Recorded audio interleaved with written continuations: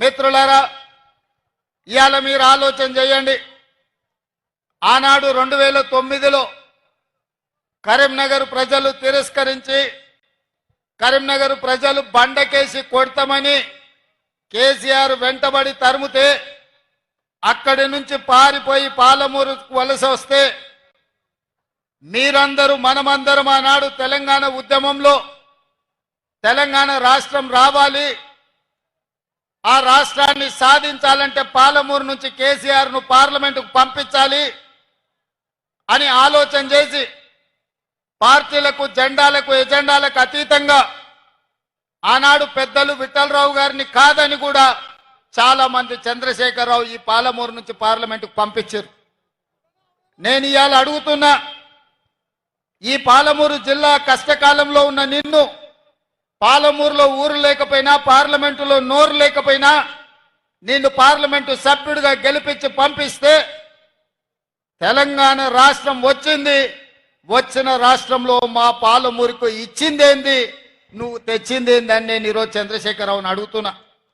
చంద్రశేఖరరావు గారు నేను అడుగుతున్నా, ఉమ్మడి రాష్ట్రంలో సమైక్య పాలనలో 60 సంవత్సరాలు ఆంధ్ర వాళ్ళు చెరబట్టి పడావు పెట్టిన పాలమూరు రంగారెడ్డి ఎత్తిపోతలు కానీ, కల్వకుర్తి లిఫ్ట్ ఇరిగేషన్ కానీ, కోయిల్ సాగర్ భీమా నెట్టెంపాడు ఏదైనా ప్రాజెక్టులు 10 ఏళ్లలో పూర్తి చేసినవా? ఏదైనా పరిశ్రమలు మా పాలమూరుకు తీసుకొచ్చినవా? అంతెందుకు ఆనాడు కాంగ్రెస్ పార్టీ అధికారంలో ఉన్నప్పుడు పాలమూరు యూనివర్సిటీ మంజూరు చేసి ఈ ప్రాంతంలో ఉన్న తండాలు దళిత వాడల్లో ఉన్న పేదల బిడ్డలు బలైన వర్గాల బిడ్డలు చదువుకోవాలి, డాక్టర్లు లాయర్లు ఇంజనీర్లు కావాలి, ఐఏఎస్లు ఐపీఎస్లై రాజ్యం ఏలాలి అని ఆనాడు కాంగ్రెస్ పార్టీ పాలమూరు యూనివర్సిటీ ఇస్తే అక్కడ చదువులు చెప్పే పంతుల పదవులు 150 ఉంటే 10 ఏళ్ళు 130 ఖాళీలు పెట్టిండు. యూనివర్సిటీ పేరు మీద పంతులు లేకపోతే పిల్లలు చదువుకునేది ఎట్లా అని చెప్పి నేను చంద్రశేఖరరావును ప్రశ్నిస్తున్నా.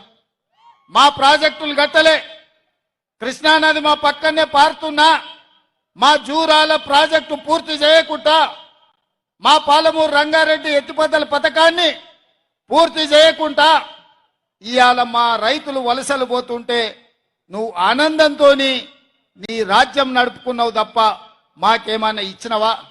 మాకు చదువుకుల్లో సహకరించలే, మాకు ఉద్యోగ ఉపాధి అవకాశాల్లో సహకరించలే, మా ప్రాంతానికి పరిశ్రమలు తీసుకురాలే. మళ్ళీ ఇవాళ పనులు ఇగిలించుకుంటూ వచ్చి మాకు ఓట్లు వేయండి, మేము పనులు ఇగిలిస్తాము, పార్లమెంట్లో పోయి గుర్రు పెట్టి నిద్రపోతామని అంటున్నాడు. నేను ఒక్క మాట అడగదలుచుకున్నా. శ్రీనివాసరెడ్డి మంచోడే, నాకు కూడా తెలిసినోడే. గతంలో కాంగ్రెస్ పార్టీ ఆయనని ఎంపీటీసీ చేసింది, కేసీఆర్ ఎంపీ చేసిండు, ఆయన అదృష్టం బాగానే ఉంది. 5 ఏళ్ళు పార్లమెంట్లో శ్రీనివాసరెడ్డి ఏ రోజైనా పల్లెత్తు పలకరింపు మాట్లాడిండా? పాలమూరు రంగారెడ్డి ఎత్తిపోతల ప్రాజెక్టు గురించి ప్రస్తావించిండా? మనిషి మంచోడే గాని మంచానికి పడ్డాడు. లేవనికే శాత కాదు, లేస్తే మాట్లాడనికే ఆయనకు అధికారం లేదు. మరి అట్లాంటి శ్రీనివాసరెడ్డిని మళ్ళొక్కసారి ఇవాళ కేసీఆర్ గారు వాళ్ళ అభ్యర్థి అని పంపించిండు. ఏం చూసేయాలి? పిల్లగాడు 5 ఏళ్ళు చదివిండు, ఇవాళ పరీక్షలు రాయనికి వచ్చిండు.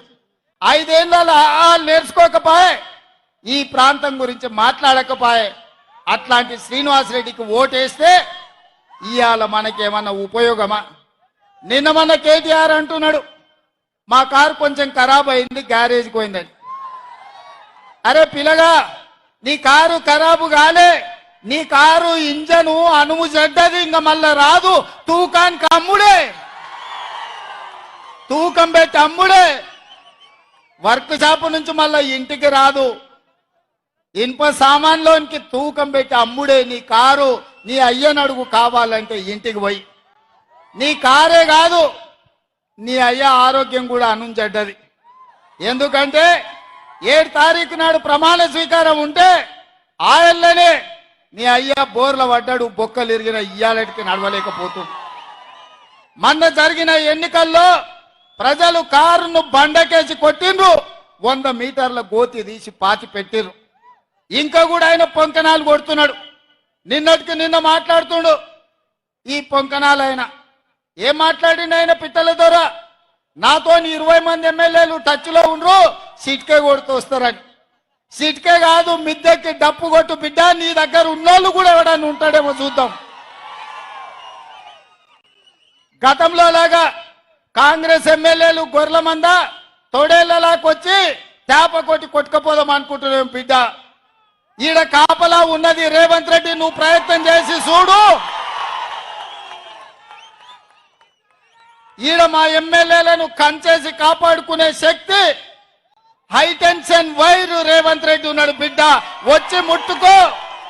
కరెంటు తీగ మీద కాకి కరెంటు కొడితే ఎట్లా కర్రెగా సస్తలో నువ్వు కాంగ్రెస్ వైపు చూస్తే నీ సంగతి గట్లనే అవుతుంది. నువ్వు మాదిక్కు కాదు, నీ దొడ్ల సాయంత్రానికి ఎన్ని వచ్చినా ఒకసారి లెక్క పెట్టుకో బిడ్డ, నీ సంగతి చెప్తా గాని. 100 రోజులు కాలే, 100 రోజుల్లో ఆడబిడ్డలకు ఆర్టీసీలో బస్సు ఉచితంగా ఇచ్చినాం. 35 కోట్ల మంది ఆడబిడ్డలు ఇవాళ బస్సులలో ఉచితంగా ప్రయాణం చేస్తారు. 100 రోజులు కాలేదు, ఆరోగ్యశ్రీ పథకం ద్వారా 10 లక్షల రూపాయలు ఉచితంగా మహిళల ఇవాళ అన్ని కుటుంబాలకు ఆరోగ్యాన్ని అందించినాం.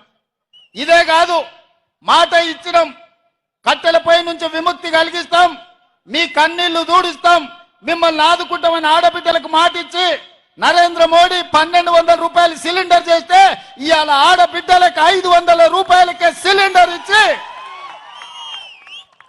ఈ ప్రభుత్వం ఆడబిడ్డల ప్రభుత్వం, ఈ ప్రభుత్వం ఆడబిడ్డల్ని ఆదుకుంటామని చెప్పినాం. స్వయం సహాయక సంఘాల గ్రూపులను 10 ఏళ్లు నిండా ముంచి ఆడబిడ్డల ఆత్మగౌరవం దెబ్బతీస్తే వందలాది కోట్ల రూపాయలు స్వయం సహాయక సంఘాలకు అందించి పరేడ్ గ్రౌండ్ లో 1,00,000 మంది ఆడబిడ్డలతో కదము దొక్కి ఆడబిడ్డలతో ఆదుకున్న ప్రభుత్వం మా ప్రభుత్వం.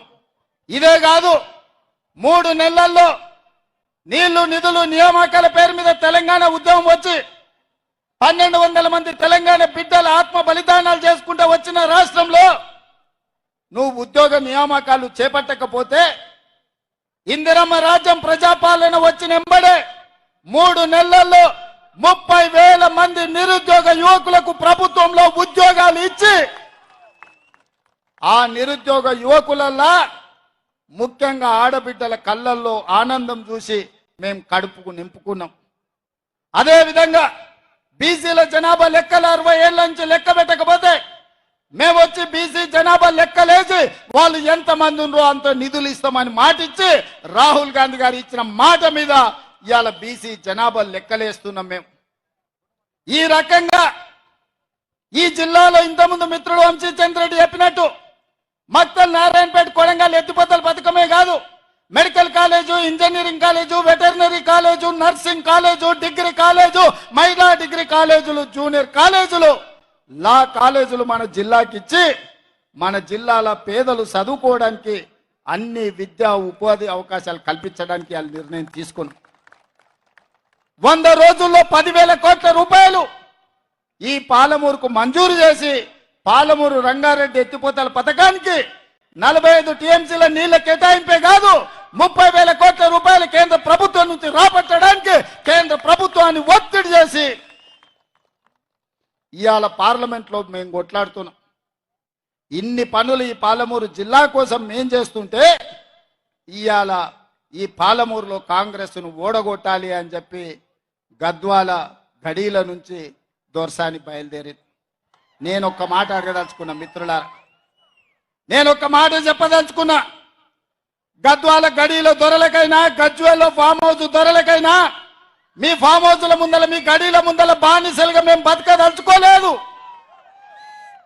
మీ కాళ్ళ కింద చెప్పులమో, మీ నెత్తి మీద గొడుగో, లేకపోతే నీ చేతిలో సురకత్తాయి మా అన్నదమ్ములనే మేము పొడుచుకోదలుచుకోలేదు. మీరు అనుకుంటుండొచ్చు గతంలో లాగానే ఈ పాలమూరు బిడ్డలు మీ కాళ్ళ కింద చెప్పులుగానో, మీ నెత్తి మీద గొడుగలుగానో, మీ చేతిలో సురకత్తులుగానో మారి మమ్మల్ని మేము పొడుచుకొని చేస్తే మా శవాల మీద మీరు గద్దెనెక్కాలని కలలుగా అంటుండ్రేమో. మీ జాతకం, మీ రంగు, మీ నీతి, మీ జాతి మేము గుర్తించడం మిమ్మల్ని పండబెట్టి తొక్కి పార్లమెంట్ కాంగ్రెస్ పార్టీ అభ్యర్థిని పంపించే బాధ్యత మా కాంగ్రెస్ పార్టీ కార్యకర్తలు తీసుకుంటారు. నేను అడుగుతున్న మిత్రులారా, 70 ఏళ్ల మన జిల్లాకు ఒక్క అవకాశం వచ్చింది. ఈ 70 ఏళ్లలో మనకు 1-6 మంత్రి పదవి ఇవ్వడానికే ఎన్నోసార్లు మీన మేసాలు లెక్కబెట్టారు. ఆనాడు తెలంగాణ రాష్ట్ర సాధన కోసం డాక్టర్ జిల్లాలో చిన్నారెడ్డి మొదలుపెట్టిన తెలంగాణ ఉద్యమకారుడు తెలంగాణ రాష్ట్రం వచ్చినాక కూడా చానేళ్ళు మంత్రి పదవి ఇయ్యలే. కానీ ఇవాళ ప్లానింగ్ కమిషన్ వైస్ చైర్మన్గా మనం ఇచ్చి వారిని గౌరవించి ప్రభుత్వంలో భాగస్వాములను చేసినాం. ఓబేదుల్లా కోత్వాల్ది మైనారిటీ కమిషన్ చైర్మన్గా ఈరోజు ఒక మైనారిటీ సోదరునికి ఇవాళ అవకాశం ఇచ్చినాం. ఇదే కాదు, రేపు పార్లమెంట్ ఎన్నికల తర్వాత ముదిరాజు బిడ్డను మంత్రిని చేస్తామని మాటిచ్చి 15 ఆగస్టు లోపల మంత్రిని చేసే బాధ్యత మేము తీసుకుంటాం. ఇదే కాదు, ఇవాళ మిత్రులారా 30 ఏళ్ల నుంచి నానుతున్న సమస్య మాదిగల వర్గీకరణ. మాదిగ ఉపకులాల వర్గీకరణ కోసం పార్లమెంటులో కాదు సుప్రీంకోర్టులో కొట్లాడి వర్గీకరణను సాధించే బాధ్యత నాది, మా మిత్రుడు సంపత్ కుమార్ అని చెప్పి నేను ఈరోజు చెప్పదలుచుకున్నా. ఆనాడు నేను సంపత్ కొట్లాడితేనే శాసనసభలో చంద్రశేఖరరావు ఏకగ్రీవ తీర్మానం చేసిండు. మళ్ళా అఖిల పక్షాన్ని ఢిల్లీకి తీసుకెళ్తాడు. 10 ఏళ్ళైనా తీసుకెళ్ళారు. ఇవాళ కొంతమంది మిత్రుల అవసరానికో రాజకీయ పరిస్థితిలో కొంతమందికి వంతబాడుతున్నారు, కొంతమందికి గొడుగుగా మారినారు. నేను వాళ్ళని తప్పు పట్టదలుచుకోలే. కానీ మా మాదిగ బిడ్డలకు నేను మాట ఇయ్యదలుచుకున్నా. 30 ఏళ్ళ మీ పోరాటానికి శాశ్వతంగా ఈ సమస్యకు పరిష్కారం చూపించే బాధ్యత నాది, మా మిత్రుడు సంపత్ కుమార్ది, పెద్దలు దామోదర్ రాజనరసింహ గారిది. ఇక మీరు కొట్లాడాల్సిన అవసరం లేకుండా మీ తరఫున తెలంగాణ రాష్ట్ర ప్రభుత్వమే కొట్లాడుతుంది. అది పార్లమెంట్లో అయినా, అది సుప్రీంకోర్టులో అయినా. మరి ఇన్ని పనులు నేను చెయ్యాలంటే ముదిరాజుల వర్గీకరణ డి గ్రూప్ నుంచి ఏ గ్రూపుకు మారవాలన్నా, మాదిగల ఏబిసిడి వర్గీకరణ చేయాలన్నా, పాలమూరు రంగారెడ్డి ఎత్తిపోతల పథకానికి జాతీయ ప్రాజెక్టు తేవాలన్నా, పాలమూరు పరిశ్రమలు రావాలన్నా, పాలమూరు యూనివర్సిటీలో అధ్యాపక నియామకాలు జరగాలన్నా, ఈ ప్రాంతం అభివృద్ధి జరగాలి అనంటే ఈ జిల్లాలో ఉన్న 2 పార్లమెంట్లు గెలిపించి నాకు ఇవ్వండి. మీరు అనుకుంటే ఇది అసాధ్యం కాదు. నేనేమి ఆకాశంలో ఉన్న చందమామని అడుగుతలేను, అసాధ్యమైందని నేను అడుగుతలేను. మీ ఆస్తులు అంతస్తులు నేను అడగడం లేదు. ఇన్నేళ్ళు ఎవరెవరికో ఓట్లేసారు, ఎవడెవడో రాజ్యం వెళ్ళిండు, ఎవరి దగ్గరనో పోయి అయ్యా దేహి అని అడుక్కునే పరిస్థితి పాలమూరుకు తెచ్చిండ్రు. ఇవాళ నేను అడుగుతున్న మీ బిడ్డగా, ఇక్కడనే పుట్టినా ఇక్కడనే పెరిగినా రేపు పోయినా ఈ మట్టిలో కలిసే మీ బిడ్డగా, నల్లమల అడవుల బిడ్డగా, నల్లమల నుంచి వచ్చిన నేను ఈ నేల, ఈ గాలి, ఈ నీరు నాది, మనది, మనందరిది. నాకున్న బాధ, నాకున్న దుఃఖం ఎవరికైనా ఉంటుందా ఈ జిల్లా పట్ల? మీరు ఒక్కసారి ఆలోచన చేయండి. ఎన్నడైనా ఎంతెత్తుకు ఎదిగినా ఢిల్లీకి రాజైనా తల్లికి బిడ్డ అన్నట్టే నేను ఈ పాలమూరు బిడ్డను, ఈ పాలమూరును అభివృద్ధి చేసే బాధ్యత నాది. మరి నా తరఫున మీ తరఫున ఢిల్లీలో నేను చెప్పిన పనులు చక్కదిద్దనికే నాకు సొంత మనుషులు కావాలి కదా, మన వాళ్ళు కావాలి కదా. మట్టి పోయినా ఇంటోడే పోవాలని పెద్దలు చెప్పారు. మరి ఇంత పెద్ద సమస్యల్ని పరిష్కరించాలంటే పార్లమెంటులో మన బిడ్డ, మన ప్రభుత్వం చెప్పినట్టు పనిచేసే వాళ్ళు కావాలా వద్దా ఒకసారి ఆలోచన చేయండి. ఇవాళ ప్రభుత్వం మనది, ఇంకా 4.5 ఏళ్ళు మనం ఉంటాం.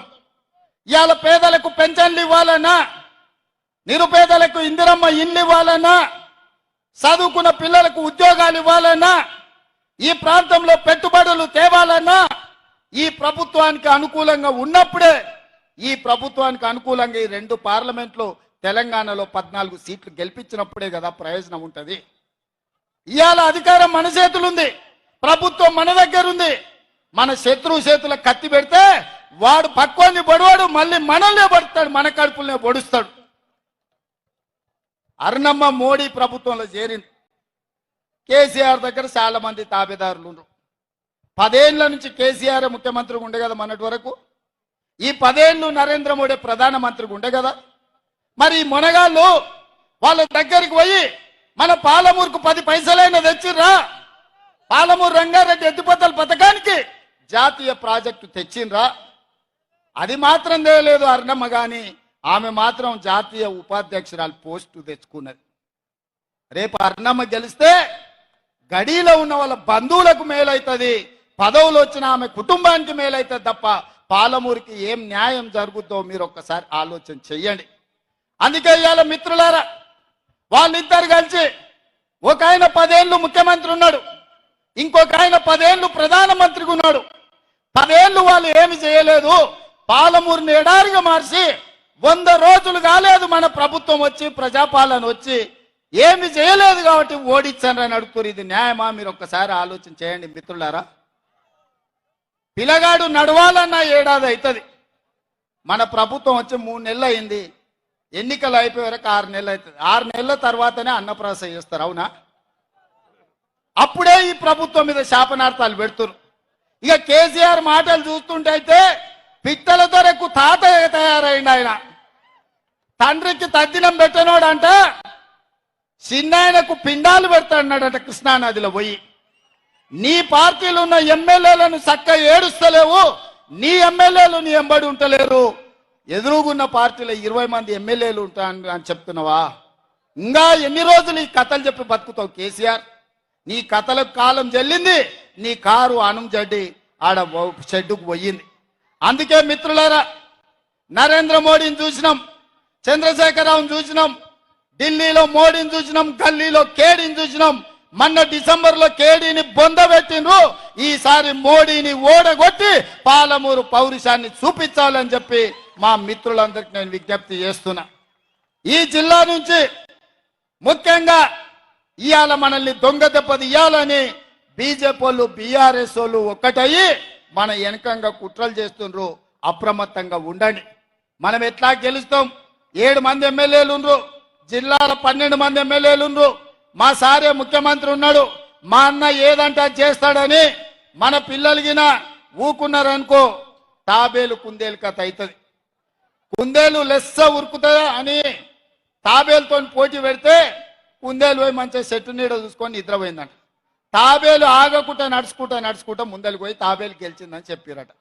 ఇవాళ మా కాంగ్రెస్ పార్టీ కార్యకర్తలకు కూడా నా విజ్ఞప్తి ఒక్కటే, మనం ఉరకాల్సిన పని లేదు.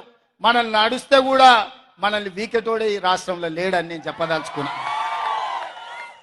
గల్లీలుండే కేడీ వచ్చినా, ఢిల్లీ నుంచి మోడీ వచ్చినా, ఈ గడ్డ మనది, ఈ అడ్డ మనది, అడ్డ మీద 3 రంగుల జెండా ఎగరేసే మొనగాళ్ళు మనోళ్ళు అని చెప్పి నేను స్పష్టంగా చెప్పదలుచుకున్నా. అందుకే ఇవాళ దేశంలో ఎక్కడి నుంచైనా మన రాష్ట్రానికి పిలుపు వస్తుంది. నిన్న కేరళ పోయినా, రేపు కర్ణాటక పోతున్నా, ఎల్లుండి మహారాష్ట్ర పోతున్నా, ఏడికి పోయినా నేను చెప్పేది ఒకటే మాట, నా అడ్డ నా గడ్డ పాలమూరు బిడ్డ.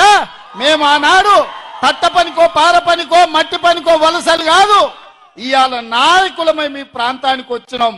ఇవాళ నాయకులమై రాష్ట్రంలోనే కాదు దేశంలోనే మా గౌరవాన్ని తలెత్తుకునేటట్టు చేసినామని చెప్పి ఇవాళ మన పౌరుషాన్ని మనం ప్రదర్శిస్తున్నాం మిత్రులారా. అందుకే సోదరులారా,